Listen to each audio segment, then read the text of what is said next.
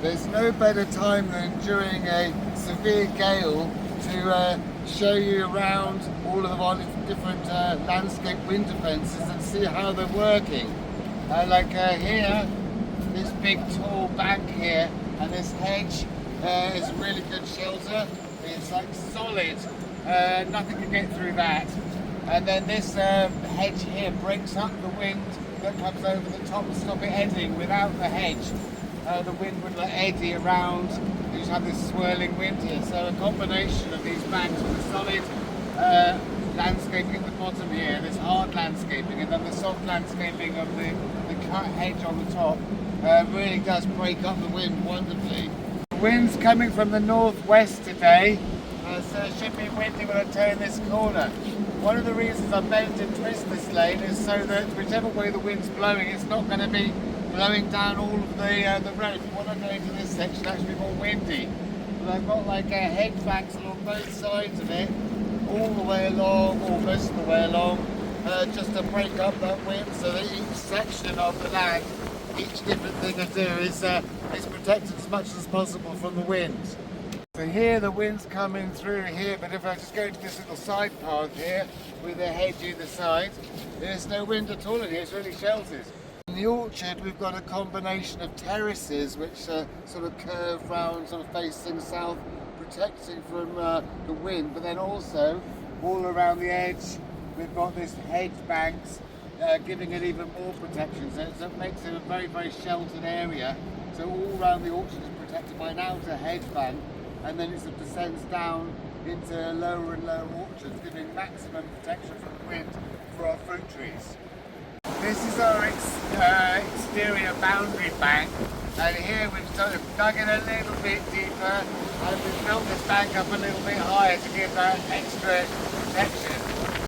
If we just have a quick look outside to see the difference, you see here's mine in there behind this big hedge and this bank, and you can see all the trees have got more branches on my side, and then look over the road at these trees here, all just leaning in the direction of the prevailing wind.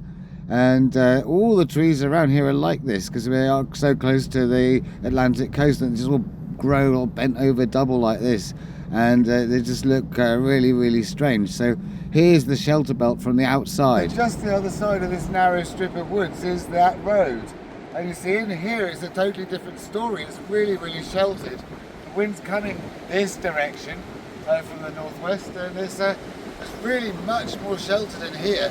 And you can see that we've not only have we built the bank up, but we've dug this down as well to give this maximum shelter.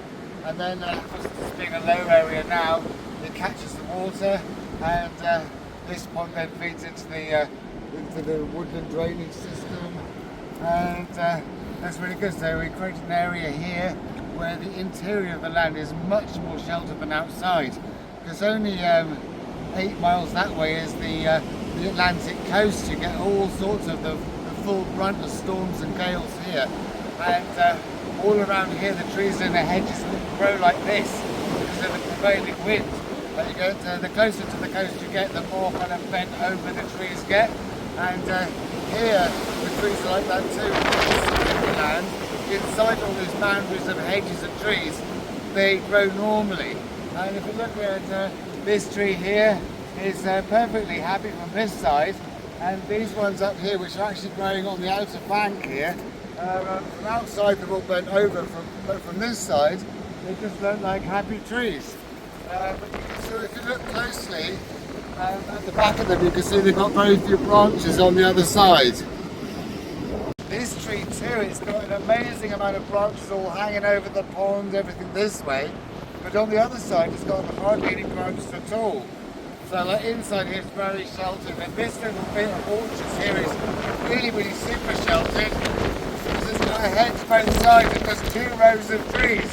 So this little bit is like more sheltered than any other little bit of orchard, but it really shows how these little hedges are really effective. Different levels of banks going up like a great fortress against the wind, and it really does work. Out there it's just so windy, and then having the woods where they break the wind as well, like in the directions where the prevailing wind comes from. Having bits of woodland is very good as well, because it makes the effects of the wind much less inside. But it's good to position them where they're not going to provide too much shade, or where they're going to get in the way or anything. But it's very good to have trees as windbreaks, as well as these land banks. So it's the hard landscaping of the solid ground, and the soft landscaping of the trees and the shrubs and the hedges.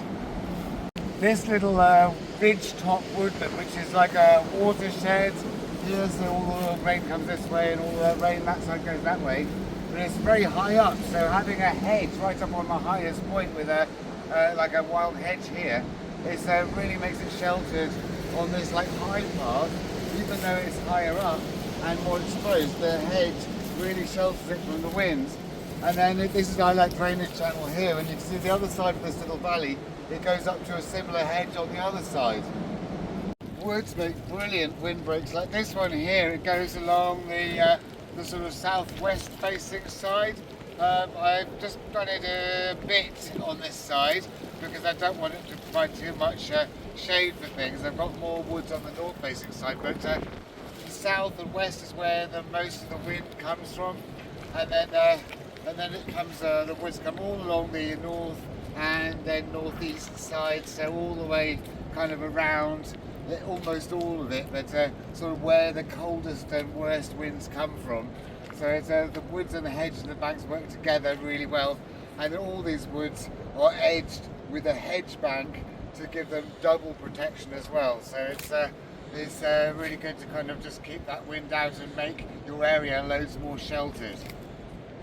Another thing I like to do is make the odd area which is like super sheltered, and this is one of those areas. So this is like going to be like a dugout pond channel. These are mostly not filled up properly yet. There's one coming out here, and there's one going off over there, and then this one goes off through here, and we're cutting it out in terraces. And it sort of comes out here, and so all these woods are already finished. This land in here is being cut down, and if you just follow me up here a minute, when this channel comes all the way up here, and then there'll be enough room for a channel and a bit of land next to the channel, but down to the level of the water. So down here, with all these banks already up here at this height, cut down to kind of just above the level of the water, is going to be really low and really sheltered.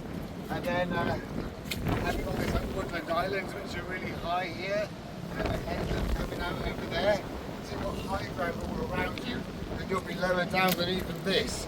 So this is going to be a nice super sheltered kind of area where I can have maybe a nice sheltered place to have some seating. So really windy days like this. So all this shelter belts and stuff all around the edge means that the area that I cultivate is as sheltered as possible. So my vegetables, my orchard, my garden, all of it has got the brunt of the wind taken off by all these hedges, banks and woods, and that should make life a lot easier. So I hope you liked today's video. If you did, please like and subscribe.